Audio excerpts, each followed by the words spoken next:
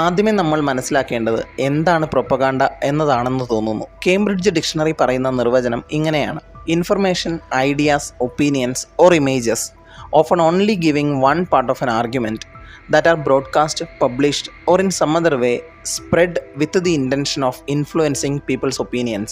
അതായത് ആളുകളുടെ അഭിപ്രായങ്ങളെ സ്വാധീനിക്കുക എന്ന ഉദ്ദേശത്തോടെ പ്രക്ഷേപണം ചെയ്യുന്നതോ പ്രസിദ്ധീകരിക്കുന്നതോ മറ്റു രീതികളിൽ പ്രചരിപ്പിക്കുന്നതോ ആയ, പലപ്പോഴും ഒരു വാദത്തിൻ്റെ ഒരു ഭാഗം മാത്രം നൽകുന്ന വിവരങ്ങൾ, ആശയങ്ങൾ, അഭിപ്രായങ്ങൾ അല്ലെങ്കിൽ ചിത്രങ്ങൾ എന്നതാണ് പ്രൊപ്പഗാണ്ട. എന്താണ് സിനിമാ നിരൂപകരും രാഷ്ട്രീയ മാധ്യമ വിദഗ്ധരും കണ്ടെത്തിയ ദുരന്തർ എന്ന സിനിമയിലെ പ്രൊപ്പഗാണ്ട വാദങ്ങൾ എന്നൊന്ന് നോക്കാം. തുടർന്ന് പറയാൻ പോകുന്നത് സിനിമയിലെ ചില രംഗങ്ങളെയും സംഭാഷണങ്ങളെയും സന്ദർഭങ്ങളെയും കഥാപാത്രങ്ങളെയും മുൻനിർത്തി ദുരന്തറിലെ പ്രൊപ്പഗാണ്ട എന്ന വിഷയം വിശദീകരിക്കാനുള്ള ശ്രമമാണ്. 2025 ഡിസംബർ 5 തിയേറ്ററുകളിൽ റിലീസ് ചെയ്ത് ആദിത്യ ധർ സംവിധാനം ചെയ്ത ദുരന്തർ ഒരു ഹിന്ദി സ്പൈ ആക്ഷൻ ത്രില്ലറാണ്. 1999 IC-814 ഹൈജാക്കിംഗ്, 2001 ഇന്ത്യൻ പാർലമെൻറ്റ് ആക്രമണം, 2008 മുംബൈ ആക്രമണം, പാകിസ്ഥാൻ്റെ ഓപ്പറേഷൻ ലിയാരിയുമായി ബന്ധപ്പെട്ട സംഭവ വികാസങ്ങൾ എന്നിവ ഉൾപ്പെടുന്ന യഥാർത്ഥ സംഭവങ്ങളിൽ നിന്നും പ്രചോദനം ഉൾക്കൊണ്ടാണ് സിനിമയുടെ കഥ നീങ്ങുന്നത്. ഈ സംഭവങ്ങൾ India, Nepal, Pakistan, Afghanistan, Iran, United Arab Emirates തുടങ്ങിയ രാജ്യങ്ങളുടെ ജിയോ പൊളിറ്റിക്സിനെ വ്യത്യസ്തമായ രീതികളിൽ ബാധിച്ചിരുന്ന സംഭവങ്ങളാണ്. ദേശീയവാദ പ്രചാരണം അഥവാ നാഷണലിസ്റ്റിക് പ്രൊപ്പഗാണ്ട ജനങ്ങൾക്കിടയിൽ എത്തിക്കുക എന്നതാണ് ലക്ഷ്യമെങ്കിൽ ഒരു മൾട്ടി സ്റ്റാർ ആക്ഷൻ സ്പൈ ത്രില്ലറിനേക്കാൾ മികച്ച മറ്റൊരു മാധ്യമമില്ല. സ്പൈ അഥവാ ചാരന്മാരുടെ കഥയാണെങ്കിൽ, അതും മികച്ച രീതിയിൽ എടുത്ത ചിത്രമാണെങ്കിൽ, രാജ്യത്തിൻ്റെ വീരന്മാരാരാണെന്നും രാജ്യത്തിൻ്റെ ശത്രുക്കൾ ആരാണെന്നും വേർതിരിച്ച് വലിയൊരു വിഭാഗം ജനങ്ങളെ സ്വാധീനിക്കാൻ വളരെ വേഗത്തിൽ സാധിക്കും. Kandahar hijacking scene. ഹിന്ദുക്കൾ ഒരു ഭീരു സമൂഹമാണല്ലേ? കാണ്ഡഹാർ വിമാന റാഞ്ചികളിൽ ഒരാളായ തീവ്രവാദി നെഗോഷിയേഷൻ ചർച്ചകൾക്കെത്തിയ അജയ് സന്യാൽ എന്ന ഇന്ത്യൻ ഇൻ്റലിജൻസ് ബ്യൂറോ ഓഫീസറോട് ചോദിക്കുന്ന ചോദ്യമാണിത്. 1999 നേപ്പാളിലെ കാഠ്മണ്ഡുവിൽ നിന്നും ന്യൂഡൽഹിയിലേക്ക് പറന്ന ഇന്ത്യൻ എയർലൈൻസ് ഫ്ലൈറ്റ് IC-814 പാകിസ്ഥാനിലെ ഹർക്കത്തുൽ മുജാഹിദീൻ എന്ന ഭീകരവാദി സംഘത്തിലെ 5 ടെററിസ്റ്റുകൾ ചേർന്ന് ഹൈജാക്ക് ചെയ്ത സംഭവം. Director of intelligence bureau Ajay Sanyal ഈ സംഭവത്തെ കൈകാര്യം ചെയ്യുന്നത് കാണിച്ചുകൊണ്ടാണ് സിനിമ ആരംഭിക്കുന്നത്. വിമാനത്തിനകത്തേക്ക് ചെല്ലുന്ന സന്യാലിനോട് ഒരു തീവ്രവാദി പറയുന്നത്, ഞങ്ങൾ നിങ്ങളുടെ അയൽക്കാരാണ്, നിങ്ങൾക്ക് ചെയ്യാൻ പറ്റുന്നത് ചെയ്യേ.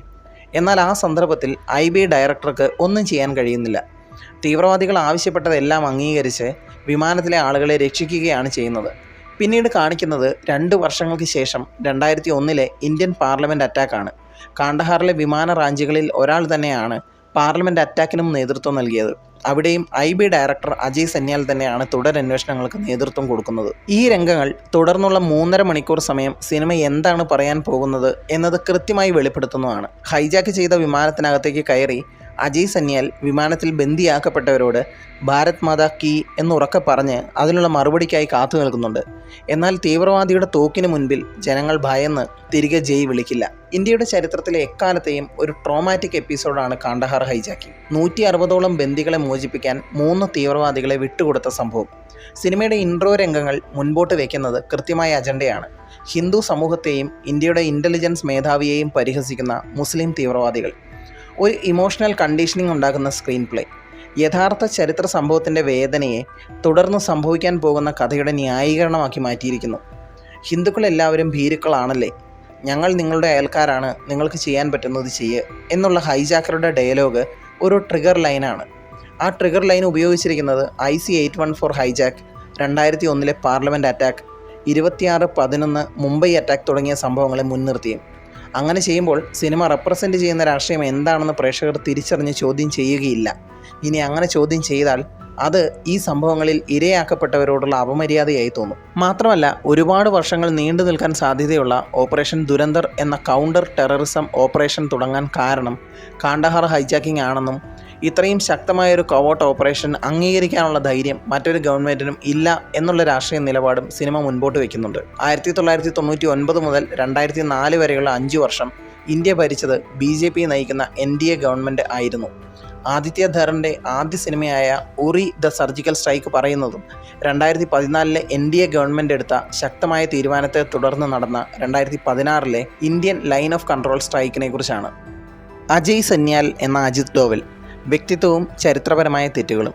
ദുരന്തറിലെ അജയ് സന്യാൽ മാധവൻ അവതരിപ്പിച്ച അജി സന്യാൽ കാഴ്ചയിലും പെരുമാറ്റത്തിലും ഇന്ത്യയുടെ ഇപ്പോഴത്തെ നാഷണൽ സെക്യൂരിറ്റി അഡ്വൈസറായ അജിത് ഡോവലാണ്. സിനിമയിൽ അജി സന്യാൽ വരുന്ന രംഗങ്ങൾ ഇതൊക്കെയാണ്.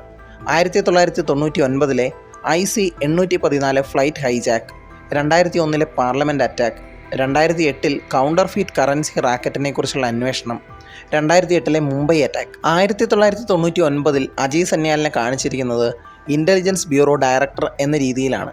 പിന്നീട് അങ്ങോട്ട് 2008 വരെ കേന്ദ്രഭരണം മാറിയിട്ടും അജി സന്യാലിൻ്റെ സ്ഥാനം മാറിയതായി സിനിമയിൽ കാണിച്ചിട്ടില്ല. 10 വർഷത്തോളം IB ഡയറക്ടറായിട്ട് തന്നെയാണ് കാണിച്ചിരിക്കുന്നത്. മാത്രമല്ല 2008 കള്ളനോട്ടിനെക്കുറിച്ചും കേന്ദ്രഭരണത്തിലെ ഉദ്യോഗസ്ഥ മേഖലയിലെ വ്യാപകമായ അഴിമതിയെക്കുറിച്ചും കൂടെയുള്ള ഓഫീസർ വിവരങ്ങൾ നൽകുമ്പോൾ അജി സന്യാൽ പറയുന്നത് നിലവിലെ ഭരണകൂടം നമുക്ക് സപ്പോർട്ട് തരുന്നില്ലെന്നും തെളിവുകൾ സൂക്ഷിക്കൂ, ഭാവിയിൽ നടപടിയെടുക്കുന്ന ഒരു രാഷ്ട്രീയക്കാരൻ വരുമെന്ന് പ്രതീക്ഷിക്കാം എന്നുമാണ്. അവർ പരസ്പരം സംസാരിക്കുന്നത് പോലും 2005 മാർച്ചിൽ ഇന്ത്യയിലെ ഒരു മന്ത്രിയും മകനും ദുബായിൽ വെച്ച് ജാവേദ് ഖനാനിയെയും മേജർ ഇക്ബാലിനെയും കണ്ടുവെന്നും ഒരു വലിയ ഡീൽ ഒപ്പുവെച്ചു എന്നുമാണ്.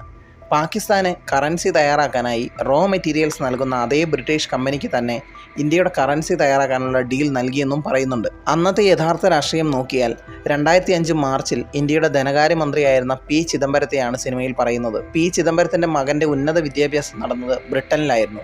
അതുകൊണ്ട് അവർക്ക് ബിസിനസ് ബന്ധങ്ങൾ ഉണ്ടായിരുന്നു എന്നുമാണ് പറഞ്ഞു വയ്ക്കുന്നത്. ഇതിനുശേഷം നടന്ന 2008 മുംബൈ ആക്രമണത്തിലും ഇൻ്റലിജൻസ് ബ്യൂറോയുടെ ഡയറക്ടർ എന്ന സ്ഥാനത്ത് അജി സന്യാലിനെ സിനിമയിൽ കാണിച്ചിട്ടുണ്ട്. 1999 മുതൽ 2004 വരെ BJP നയിച്ചിരുന്ന NDA സർക്കാരായിരുന്നു ഇന്ത്യയിൽ. ആ കാലഘട്ടത്തിൽ നടന്ന ഫ്ലൈറ്റ് ഹൈജാക്കും പാർലമെൻറ്റ് അറ്റാക്കിനും എതിരായി ഓപ്പറേഷൻ ദുരന്തർ തുടങ്ങി. എന്നാൽ 2005 മുതൽ ഭരണത്തിലെത്തിയ UPA ഗവൺമെൻറ് അഴിമതിയിൽ മുങ്ങിയെന്നും രാജ്യസുരക്ഷ കാത്തുസൂക്ഷിക്കുന്ന ഇൻ്റലിജൻസ് ഡിപ്പാർട്ട്മെൻറ്റിന് കാര്യമായ പിന്തുണ ഗവൺമെൻറ് നൽകുന്നില്ല എന്നും അജി സന്യാൽ പറഞ്ഞു വെക്കുകയാണ്. അജി സന്യാൽ എന്ന കഥാപാത്രം ഇൻസ്പയർഡ് ആയിരിക്കുന്ന അജിത് ഡോവലിൻ്റെ ടൈം ലൈൻ ഒന്ന് നോക്കാം. 1999 IC 814 വിമാനം ഹൈജാക്ക് സമയത്ത് അജിത് ഡോവൽ ആയിരുന്നില്ല IB ഡയറക്ടർ, ശ്യാംലാൽ ദത്തയായിരുന്നു. അജിത് ഡോവൽ സീനിയർ ഇൻ്റലിജൻസ് ഓഫീസറായിരുന്നു. 2001 പാർലമെൻറ്റ് അറ്റാക്ക് നടക്കുമ്പോൾ അജിത് ഡോവൽ ഡൽഹി IB ഹെഡ്ക്വാർട്ടേഴ്സിലെ ഉദ്യോഗസ്ഥൻ മാത്രമായിരുന്നു. അപ്പോഴും IB ഡയറക്ടർ ആയിരുന്നില്ല. 2004 മുതൽ 2005 വരെയുള്ള ഒരു വർഷം മാത്രമാണ് അജിത് ഡോവൽ IB ഡയറക്ടർ ആയിരുന്നത്. 2005 IB ഡയറക്ടർ സ്ഥാനത്ത് നിന്നും റിട്ടയർ ചെയ്ത അജിത് ഡോവൽ പിന്നീട് 2008 മുതൽ ഇന്ത്യയുടെ ഇൻ്റലിജൻസ് ബ്യൂറോയിലും നാഷണൽ സെക്യൂരിറ്റി കൗൺസിലിലോ ഉണ്ടായിരുന്നില്ല. പിന്നീട് വീണ്ടും ഈ നയതന്ത്രപരമായ സ്ഥാനങ്ങളിലേക്ക് ഡോവൽ എത്തുന്നത് 2014 വീണ്ടും BJP നയിക്കുന്ന NDA ഗവൺമെൻറ് അധികാരത്തിൽ വന്നതിന് ശേഷമാണ്. സിനിമയിൽ 2008 നടന്ന മുംബൈ അറ്റാക്ക് സമയത്ത് പോലും അജി സന്യാലിനെയാണ് IBയുടെ ഡയറക്ടറായി കാണിച്ചിരിക്കുന്നത്. സത്യത്തിൽ ആ സമയത്ത് അജിത് ഡോവൽ ഗവൺമെൻറ് ഒഫീഷ്യൽ ആയിരുന്നില്ല. ദുരന്തർ പറയുന്ന 1999 മുതൽ 2008 വരെയുള്ള കാലഘട്ടത്തിലും ആദിത്യ ധർ സംവിധാനം ചെയ്ത ആദ്യ സിനിമയായ ഉറി ദി സർജിക്കൽ സ്ട്രൈക്ക് പറയുന്ന കഥ നടക്കുന്ന 2016 അജിത് ഡോവൽ തന്നെയാണ് IB ഡയറക്ടർ എന്നാണ് സിനിമ പറഞ്ഞു വയ്ക്കുന്നത്. UPA ഗവൺമെൻറ് അഴിമതിയിൽ മുങ്ങിയതാണെന്നും ഇന്ത്യയുടെ സുരക്ഷയ്ക്ക് വേണ്ട കരുതലുകൾ എടുക്കുന്നത് BJP ഗവൺമെൻറ് മാത്രമാണെന്നും ഇൻ്റലിജൻസ് ബ്യൂറോ ഡയറക്ടറായ കഥാപാത്രത്തെ കൊണ്ട് പറയിപ്പിക്കുകയാണ് സിനിമ. ഇത് രാഷ്ട്രീയപരമായി പ്രാധാന്യമുള്ള ഒരു ചരിത്രത്തെ വളച്ചൊടിക്കൽ അഥവാ ഹിസ്റ്റോറിക്കൽ ഡിസ്റ്റോർഷനാണ്. 9 വർഷക്കാലം നീണ്ടുനിന്ന 3 പ്രധാന ഭീകരാക്രമണങ്ങളിൽ സന്യാൽ സാന്നിധ്യമുണ്ട്. യഥാർത്ഥത്തിൽ അദ്ദേഹം ആ സംഭവങ്ങളിൽ സിനിമയിൽ കാണിച്ചിരിക്കുന്നത് പോലുള്ള പ്രാധാന്യം അർഹിക്കുന്ന രീതിയിൽ പ്രവർത്തിച്ചിട്ടില്ല. 99 ഫ്ലൈറ്റ് ഹൈജാക്ക് സംഭവത്തിൽ ഭീകരവാദികളുമായി സന്ധി സംഭാഷണത്തിന് പോയവരിൽ ഒരാളായിരുന്നു ഡോവൽ. പൂർണ്ണമായും സാങ്കല്പിക അതിശയോക്തി അഥവാ ഫിക്ഷണൽ എക്സാഗറേഷനാണ് ഈ കഥാപാത്രത്തെ മുൻനിർത്തി ചെയ്തിരിക്കുന്നത്. ഇന്ത്യക്ക് ഒരു ബുദ്ധിമാനും സന്നദ്ധനുമായ ഒരു ഇൻ്റലിജൻസ് ചക്രവർത്തി ഉണ്ടായിരുന്നു. അദ്ദേഹത്തിൻ്റെ കൈകൾ ദുർബലവും അഴിമതി നിറഞ്ഞതുമായ സർക്കാരുകളാൽ ബന്ധിക്കപ്പെട്ടിരുന്നു. ഒടുവിൽ നിലവിലെ BJP നേതൃത്വത്തിന് കീഴിൽ മാത്രമാണ് അദ്ദേഹത്തിന് ധൈര്യത്തോടെ രാജ്യത്തിന് വേണ്ടി പ്രവർത്തിക്കാൻ കഴിഞ്ഞത് എന്നൊക്കെയാണ് സിനിമ മുന്നോട്ട് വയ്ക്കുന്നത്. ഒരു സാങ്കല്പിക കഥാപാത്രത്തിൻ്റെ ജീവചരിത്ര സ്വാതന്ത്ര്യങ്ങൾക്കുള്ളിൽ രാഷ്ട്രീയ സന്ദേശങ്ങൾ കൂട്ടിച്ചേർത്ത് അവതരിപ്പിച്ചിരിക്കുന്നു. ഇതിൻ്റെ സൂചന വ്യക്തമാണ്. മുൻ ഗവൺമെൻറ്റുകളും എല്ലാ രാഷ്ട്രീയ പാർട്ടികളും ദുർബലമോ വിട്ടുവീഴ്ചയില്ലാത്തതോ തീരുമാനങ്ങളെടുക്കാൻ കഴിയാത്തതോ ആയിരുന്നു. അതേസമയം നിലവിലെ ഗവൺമെൻറ്റിൻ്റെ കടുത്ത സമീപനം മാത്രമാണ് ഫലങ്ങൾ നൽകുന്നത്. 26/11 റെഡ് സ്ക്രീൻ സീക്വൻസ്. സിനിമയുടെ രണ്ടാം പകുതിയുടെ ഏതാണ്ട് നടുക്കായിട്ടാണ് 26/11 മുംബൈ അറ്റാക്കായി ബന്ധപ്പെട്ട യഥാർത്ഥ സംഭാഷണങ്ങളും മീഡിയ റിപ്പോർട്ടുകളും വീഡിയോ വിഷ്വൽസും കാണിക്കുന്നത്. 26/11 മുംബൈ ഭീകരാക്രമണത്തിലെ അക്രമികളും പാകിസ്ഥാൻ്റെ ദേശീയ സുരക്ഷാ ഏജൻസിയായ ISIലെ അവരുടെ ഹാൻഡ്ലേഴ്സും തമ്മിൽ നടന്ന യഥാർത്ഥ സംഭാഷണത്തിൻ്റെ ട്രാൻസ്ക്രിപ്റ്റുകൾ ചുവന്ന സ്ക്രീനുകളിൽ കാണിക്കുന്നു. അതിൽ അള്ളാഹുവിൻ്റെയും കാഫിർ അഥവാ അവിശ്വാസികളെയും കുറിച്ചുള്ള പരാമർശങ്ങളുണ്ട്. അള്ളാഹു അക്ബർ എന്നുറക്കെ പറഞ്ഞ് ആർപ്പുവിളികൾ മുഴക്കുന്ന ഭീകരരുടെ ശബ്ദവും കേൾക്കാം. ഇസ്ലാമിക മതപരമായ വാക്കുകൾ കൊലപാതക ദൃശ്യങ്ങളോടും ചിരിയോടും ചേർത്ത് കാണിക്കുന്നതിലൂടെ പ്രേക്ഷകരുടെ മനസ്സിൽ ഇസ്ലാം മതവും തീവ്രവാദവും തമ്മിൽ ബന്ധിപ്പിക്കാൻ ശ്രമിക്കുകയാണ്. ആ ട്രാൻസ്ക്രിപ്റ്റുകൾക്കായി ചുവപ്പ് നിറത്തിലുള്ള ബാക്ക്ഗ്രൗണ്ട് ഉപയോഗിച്ചത് ഒരു പ്രത്യേക സിനിമാറ്റോഗ്രാഫിക് ചോയ്സാണ്. ചുവപ്പ് നിറം രക്തത്തെയും അപകടത്തെയും പകയെയും അടിയന്തരാവസ്ഥയെയും ഒക്കെ സൂചിപ്പിക്കുന്ന നിറമാണ്. 26/11 ആക്രമണത്തിലെ തീവ്രവാദികളുടെ യഥാർത്ഥമെന്നോ പുനർനിർമ്മിച്ചതെന്നോ കരുതാവുന്ന കമ്മ്യൂണിക്കേഷനുകൾ, അതിനൊപ്പം അള്ള, കാഫിർ പോലുള്ള ഇസ്ലാമിക പദങ്ങൾ ഇടകലർത്തുന്നത് ഒരു അസോസിയേറ്റീവ് ഇമോഷണൽ കണ്ടീഷനിങ് ടെക്നിക്കാണ്. മതപരമായ വാക്കുകളും കൂട്ടക്കുരുതിയെയും കൂട്ടി വായിക്കാൻ പ്രേക്ഷകരെ പ്രേരിപ്പിക്കുകയും ചെയ്യും. ദുരന്തർ ചെയ്ത മറ്റൊരു പ്രധാനപ്പെട്ട വശം അവർ മനഃപൂർവ്വം ഒഴിവാക്കിയ വസ്തുതകളാണ്. തീവ്രവാദത്തിനിരയായ മുസ്ലിം വിശ്വാസികളെയും തീവ്രവാദത്തിനെതിരെ പൊരുതിയ മുസ്ലിം ഓഫീസർമാരെയും സൈനികരെയും പണ്ഡിതരെയും ജനങ്ങളെയും സിനിമ പൂർണ്ണമായും അവഗണിച്ചു. യുദ്ധത്തിൽ പങ്കെടുക്കാത്ത നിരപരാധികളെ ദ്രോഹിക്കുന്നത് കർശനമായി വിലക്കുന്ന നൂറ്റാണ്ടുകളായുള്ള ഇസ്ലാമിക നൈതിക പാരമ്പര്യത്തെയും സിനിമ മറന്നു. ഇതൊരു തരത്തിലുള്ള നരേറ്റീവ് ഡിസിപ്ലിനാണ്. ഇവിടെ തുറന്ന രീതിയിലുള്ള മുസ്ലിം വിരുദ്ധ പ്രസ്താവനകൾ ആവശ്യമില്ല. അതിക്രമ ദൃശ്യങ്ങൾ, ഒരു ഇന്ത്യൻ ചാരൻ്റെ ഇമോഷണൽ ബ്രേക്ക് ഡൗൺ എന്നിവയെ ചേർത്ത് കാണിക്കുകയാണ് പ്രധാന തന്ത്രം. ഇതാണ് ഇമോഷണൽ കണ്ടീഷനിങ്. സിനിമ കാണുന്ന പ്രേക്ഷകൻ ഇന്ത്യൻ സ്പൈ ഏജൻറ്റിൻ്റെ ദുഃഖത്തിൽ പങ്കുചേരുന്നു. അതിലൂടെ മതവുമായി ബന്ധപ്പെട്ട വാക്കുകളും സ്ക്രീനിൽ കാണിക്കുന്ന അതിക്രമവും തമ്മിൽ അസാമാന്യ ബന്ധമുണ്ടെന്ന് കരുതുകയും ചെയ്യുന്നു. ഇസ്ലാമിക് ഐഡൻറ്റിറ്റിയെ ടെററിസ്റ്റുമായി ബന്ധിപ്പിക്കുക എന്ന ലക്ഷ്യം ഒരു ഇമോഷണൽ കണ്ടീഷനിങ്ങിലൂടെ നടപ്പാക്കി. ല്യാരി ഗ്യാങ് ടെറർ നെക്സസ്. സിനിമയുടെ ഭൂരിഭാഗവും ല്യാരിയിലെ ഗ്യാങ് വാറുകളും രാഷ്ട്രീയ നിയന്ത്രണത്തിനായുള്ള പോരാട്ടവും ചുറ്റിപ്പറ്റിയാണ്. ല്യാരി കറാച്ചിയെയും അതിലൂടെ പാകിസ്ഥാനെയും നിയന്ത്രിക്കാൻ പ്രധാന കേന്ദ്രമാണെന്ന് പറയുന്നു. അതോടൊപ്പം ഈ ഗ്യാങ്ങുകൾക്ക് അതിർത്തിക്ക് അപ്പുറമുള്ള കുറ്റകൃത്യങ്ങളുമായി അഭേദ്യമായ ബന്ധമുണ്ടെന്നും പറയുന്നു.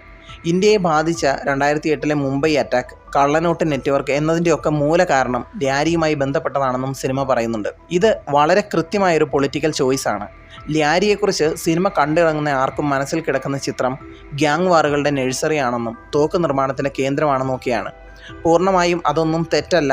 എങ്കിലും ല്യാരിയുടെ സമ്പന്നമായ സംഗീത പാരമ്പര്യവും മിനി ബ്രസീൽ എന്നറിയപ്പെടുന്ന ഏറ്റവും ജനപ്രീതിയാർന്ന ഫുട്ബോൾ തട്ടകമാണെന്നുള്ള വസ്തുതയെയും സിനിമയിൽ എവിടെയും കാണിക്കുന്നില്ല. ചെറിയൊരു പരാമർശം പോലുമില്ല. നന്മ ഒട്ടുമില്ലാത്ത നഗരമായാണ് ല്യാരിയെ സിനിമയിൽ പ്രസൻറ്റ് ചെയ്തിരിക്കുന്നത്. ല്യാരി യഥാർത്ഥത്തിൽ ഗ്യാങ് കുറ്റകൃത്യങ്ങളും രാഷ്ട്രീയ പിന്തുണയും ബലൂച്ച് ഐഡൻറ്റിറ്റി രാഷ്ട്രീയവും ഉൾക്കൊള്ളുന്ന ചരിത്രമുള്ള സ്ഥലം തന്നെയാണ്.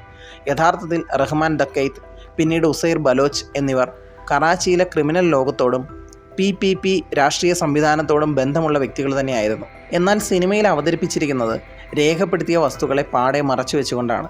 ല്യാരിയിലെ ആളുകളുടെ വസ്ത്രങ്ങൾ, ല്യാരിയുടെ പ്രവേശന കവാടം തുടങ്ങിയതൊക്കെ കൃത്യമായിരുന്നെങ്കിലും ഒരിക്കൽ പോലും കറാച്ചിയിലോ ല്യാരിയിലോ പോകാത്തവരാണ് ദുരന്തർ സിനിമയുടെ പിന്നണി പ്രവർത്തകർ എന്നൊരു വിമർശനവും വന്നിരുന്നു. ഇന്ത്യക്കെതിരെ ISI നടത്തിയ ഓപ്പറേഷൻസിൽ ല്യാരിക്ക് പങ്കുള്ളതായി തെളിയിക്കുന്ന രേഖകളോ വാർത്തകളോ തെളിവുകളോ ഒന്നും തന്നെ ലഭ്യമല്ല.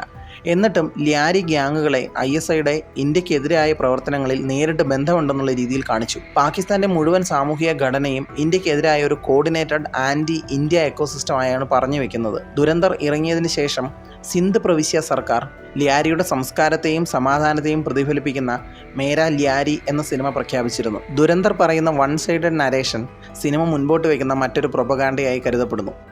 നിങ്ങൾക്ക് ഒരു ബലോച്ചിനെ വിശ്വസിക്കാനാവില്ല. സിനിമയിൽ സഞ്ജയ് ദത്തിൻ്റെ കഥാപാത്രം SP അസ്ലം ചൗധരി പറയുന്ന ഡയലോഗാണിത്. ഞാനൊരു മുതലയെ വരെ വിശ്വസിക്കും, പക്ഷെ ഒരു ബലോച്ചിനെ ഒരിക്കലും വിശ്വസിക്കില്ല എന്ന്.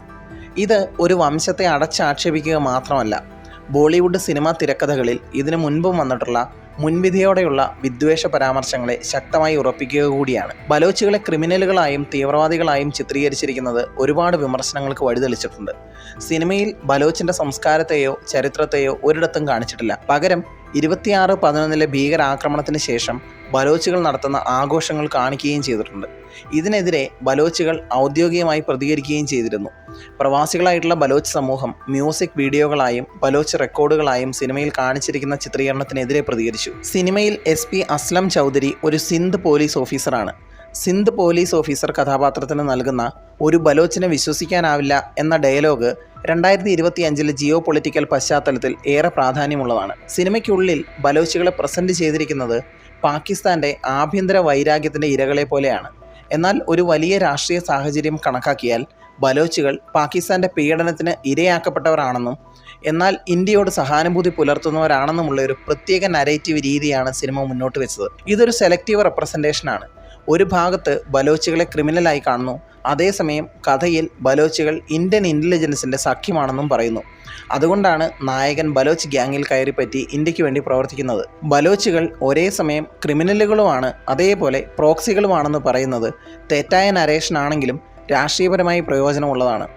തുടർച്ചയായ എതിർപ്പുകൾ സാമൂഹ്യ മാധ്യമങ്ങളിൽ നിറഞ്ഞപ്പോൾ സിനിമയുടെ ഡിജിറ്റൽ പ്രിൻറ്റിൽ പലയിടത്തു നിന്നും ബലോച്ച് എന്നുള്ള വാക്ക് മ്യൂട്ട് ചെയ്തിരുന്നു. അങ്ങനെ മ്യൂട്ട് ചെയ്തത് തന്നെ സിനിമയുടെ അണിയറ പ്രവർത്തകർ ഒരുപാട് പരിധികൾ ലംഘിച്ചു എന്നതിന് തെളിവാണ്. പാകിസ്ഥാൻ ഒരു ഭീകര ആവാസ വ്യവസ്ഥയാണ്. ദുരന്തർ ഫസ്റ്റ് പാർട്ട് പറയുന്നത് ഇന്ത്യ പാകിസ്ഥാൻ സംഘർഷങ്ങളിലെ 1999 flight hijack, 2001 parliament attack, 2008 Mumbai attack എന്നീ സംഭവങ്ങൾ ഉൾപ്പെടുന്ന 10 വർഷത്തോളം നീണ്ടു നിൽക്കുന്ന കഥയാണ്. അതിൽ തന്നെ പ്രൈസ് ഓഫ് പീസ് എന്ന ആദ്യ ചാപ്റ്ററും ബട്ടർഫ്ലൈ എഫക്റ്റ് എന്ന 6ാമത്തെ ചാപ്റ്ററും പറയുന്നത് ഇന്ത്യയിൽ നടന്ന ഭീകരാക്രമണങ്ങളെക്കുറിച്ചാണ്. ഈ ചാപ്റ്ററുകൾ സിനിമയുടെ നരേറ്റീവിൽ വലിയ പ്രാധാന്യമുള്ളതാണെന്ന് സിനിമാ രാഷ്ട്രീയ നിരീക്ഷകർ കാണുന്നുണ്ട്. അതിർത്തിക്ക് അപ്പുറത്തേക്ക് ഭീകരവാദം കയറ്റുമതി ചെയ്യുന്ന രാജ്യമാണ് പാകിസ്ഥാൻ എന്നും അതിലൂടെ പൂർണ്ണമായും ഒരു വില്ലൻ പരിവേഷവുമാണ് നൽകുന്നത്. സിനിമ യഥാർത്ഥ സംഭവങ്ങളിൽ നിന്ന് ശക്തമായി പ്രചോദനം എടുക്കുന്നുവെങ്കിലും ഉത്തരവാദിത്തത്തെക്കുറിച്ചുള്ള ചോദ്യങ്ങൾ ഉയരുമ്പോൾ ഇത് ഫിക്ഷനാണ് എന്ന് പറഞ്ഞ് പിന്മാറുകയാണ് അണിയറ പ്രവർത്തകർ. ഈ സെലക്റ്റീവ് റിയാലിസം ഒരു വ്യക്തമായ രാഷ്ട്രീയ തീരുമാനമാണ്. ആഗോള ഭീകരവിരുദ്ധ പ്രവർത്തനങ്ങളിൽ പാകിസ്ഥാൻ ഒരുപാട് ശ്രമങ്ങൾ നടത്തിയിട്ടുണ്ട്. പലപ്പോഴായി ഒരുപാട് ജനങ്ങളുടെ ജീവനും സമ്പത്തിനും നഷ്ടം സംഭവിച്ചിട്ടുണ്ട്. എന്നാൽ ദുരന്തർ ഈ വസ്തുതകൾ ഒഴിവാക്കിയാണ് സംസാരിക്കുന്നത്. ഇതൊക്കെ ഭീകരവാദ പ്രവർത്തനങ്ങൾക്കെതിരെ പോരാടുന്ന ഒരു രാജ്യത്തിൻ്റെ പങ്ക് ഇല്ലാതാക്കുക കൂടിയാണ്. ഏതെങ്കിലും ഒരു സംഭവം എടുത്ത് സിനിമയാക്കുകയോ ആ സന്ദർഭങ്ങൾക്ക് ഉത്തരവാദിയായവരെ വില്ലനായി ചിത്രീകരിക്കുകയോ അല്ല ചെയ്യുന്നത്. പകരം നീണ്ട 10 വർഷത്തെ വ്യത്യസ്തമായ ആൻറ്റി ഇന്ത്യൻ ആക്ടിവിറ്റീസ് മുഴുവനായി എടുക്കുകയും അതിന് കാരണം പാകിസ്ഥാൻ രാഷ്ട്രീയവും സമൂഹവുമാണെന്നും വരുത്തി തീർക്കുകയാണ് സിനിമ ചെയ്യുന്നത്. സിനിമയുടെ നരേറ്റീവ് സ്ട്രക്ചർ നോക്കിയാൽ പാകിസ്ഥാൻ്റെ ISI, മിലിറ്ററി, രാഷ്ട്രീയ സംവിധാനങ്ങൾ, കറാച്ചി പോലീസ് അടക്കം എല്ലാ പ്രധാന സ്ഥാപനങ്ങളും സംവിധാനങ്ങളും ഇന്ത്യക്കെതിരായ ഭീകരവാദ പ്രവർത്തനങ്ങളിൽ പങ്കാളികളായതായി കാണിക്കുന്നു. ധാർമ്മികത നിലനിർത്തുന്ന ഒരൊറ്റ സംവിധാനങ്ങൾ പോലും ഉള്ളതായി കാണിക്കുന്നില്ല. ഒരു ഡ്രമാറ്റിക് ലോകത്ത് വളരെ ചുരുങ്ങിയ എന്നാൽ പ്രേക്ഷകനിൽ ആവശ്യത്തിലധികം ഇമ്പാക്റ്റ് ഉണ്ടാക്കാൻ കഴിയുന്ന രീതിയിൽ IC 814 ഹൈജാക്ക്, പാർലമെൻറ്റ് അറ്റാക്ക്, കള്ളനോട്ട് നെറ്റ്വർക്ക്, ലിയാരി അണ്ടർവേൾഡ്, 26/11 പിന്നിലെ ടെറർ നെറ്റ്വർക്ക് തുടങ്ങിയ യഥാർത്ഥ സംഭവങ്ങളെ കെട്ടിപ്പടുത്തു വയ്ക്കുകയാണ് സിനിമ. ഇത് പൊളിറ്റിക്കൽ കമ്മ്യൂണിക്കേഷൻ അഥവാ രാഷ്ട്രീയ ആശയവിനിമയ പഠനങ്ങളിൽ നരേറ്റീവ് ടോട്ടാലിസം അഥവാ ആഖ്യാന സമഗ്രത എന്നറിയപ്പെടുന്ന രീതിയാണ്. അതായത് ഒരു രാജ്യത്തെ എല്ലാ പ്രശ്നങ്ങളുടെയും മൂലകാരണമായി ചിത്രീകരിക്കപ്പെടുന്ന രീതി. യഥാർത്ഥ സംഭവങ്ങൾ, യഥാർത്ഥ സ്ഥലങ്ങൾ, യഥാർത്ഥ വ്യക്തിത്വങ്ങൾ.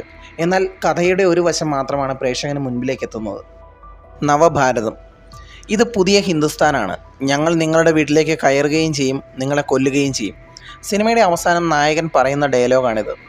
ഇന്ത്യൻ സ്പൈ ഏജൻറ്റ് പാകിസ്ഥാൻ്റെ രാഷ്ട്രീയ കേന്ദ്രം എന്ന് കരുതപ്പെടുന്ന ലിയാരിയെ സ്വന്തമാക്കിയതിന് ശേഷം പറയുന്ന ഡയലോഗാണിത്. നാഷണൽ സെക്യൂരിറ്റി സിനിമ എന്നൊരു കാറ്റഗറിയിൽ ദുരന്തർ ഒരു ഭാഗമാവുന്നതിൽ ഈ ഡയലോഗിന് വലിയൊരു പ്രാധാന്യമുണ്ട്. നയാ ഭാരത് എന്നത് ഇപ്പോഴത്തെ BJP ഗവൺമെൻറ്റിൻ്റെ ഔദ്യോഗിക മുദ്രാവാക്യമാണ്. അസേർട്ടീവ് ഹിന്ദു നാഷണലിസം അഥവാ ഉറച്ച ഹിന്ദു ദേശീയത, മിലിറ്ററി ഹോക്കിഷ്നസ് അഥവാ സൈനിക ശക്തി, സിവിലൈസേഷണൽ കോൺഫിഡൻസ് അഥവാ സാംസ്കാരിക ആത്മവിശ്വാസം എന്നിവയെ പ്രതിനിധീകരിക്കുന്ന ഒരാശയമാണ് ഈ നയാ ഭാരത്. 3 മണിക്കൂറിലധികം നീളമുള്ള ഒരു ഇൻ്റലിജൻസ് ഹീറോയിസം കാണിക്കുന്ന സിനിമയുടെ അവസാനം ഈ ഒരു ഡയലോഗ് കൃത്യമായ രാഷ്ട്രീയ ബ്രാൻഡ് പ്രൊമോഷനാണ്. സിനിമയിൽ 2008 അജയ് സന്യാൽ തൻ്റെ സഹപ്രവർത്തകനോട് ഇന്ത്യയിലെ കള്ളനോട്ട് റാക്കറ്റിനെക്കുറിച്ചും അതിന് പിന്നിലെ രാഷ്ട്രീയ ശക്തികളെക്കുറിച്ചും പറയുമ്പോൾ കൂടെ പറയുന്നൊരു ഡയലോഗുണ്ട്. നമ്മളെ പിന്തുണയ്ക്കുന്ന ഒരു സർക്കാർ നമുക്ക് ആവശ്യമാണ്. അത് വരുന്നതുവരെ തെളിവുകൾ സൂക്ഷിക്കുക. ഭാവിയിൽ ഒരു ശക്തനായ നേതാവ് വരും, അദ്ദേഹം ഇതിനെതിരെ പ്രവർത്തിക്കും. 2008 ഇന്ത്യയിൽ UPA ഗവൺമെൻറ് ആയിരുന്നു.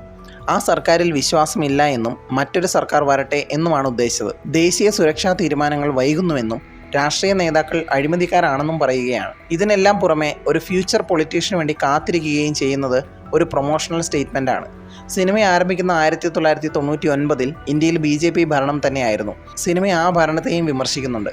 വിമാനം ഹൈജാക്ക് ചെയ്തപ്പോൾ പ്രൊപ്പോസ് ചെയ്ത ഓപ്പറേഷൻ ദുരന്തർ അന്നത്തെ സർക്കാർ നടപ്പിലാക്കിയത് വീണ്ടും 2 വർഷങ്ങൾക്ക് ശേഷം പാർലമെൻറ്റ് അറ്റാക്ക് നടന്നപ്പോഴായിരുന്നു. എന്നാലും സിനിമ പഴയ BJP സർക്കാരിനെ എക്സ്റ്റേണൽ ക്രൈസിസ് മാനേജ്മെൻറ്റിൻ്റെ പേരിൽ വിമർശിച്ചപ്പോൾ അടുത്തു വന്ന UPA സർക്കാരിനെ രാഷ്ട്രീയ നേതാക്കൾക്കിടയിലെ അഴിമതിയെയും ഭീരുത്വത്തെയും കാണിച്ചാണ് വിമർശിച്ചത്.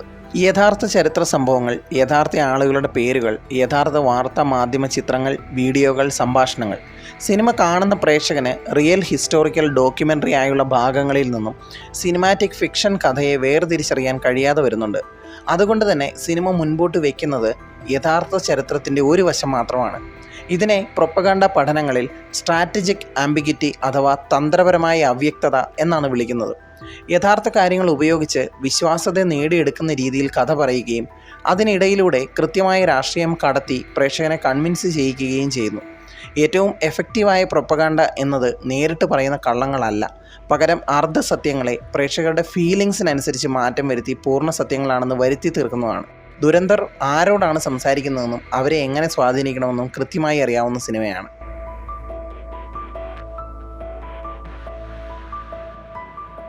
കൂടുതൽ സിനിമാ വിശേഷങ്ങൾക്കായി ചാനൽ സബ്സ്ക്രൈബ് ചെയ്യൂ. Thanks for watching. Bye bye guys.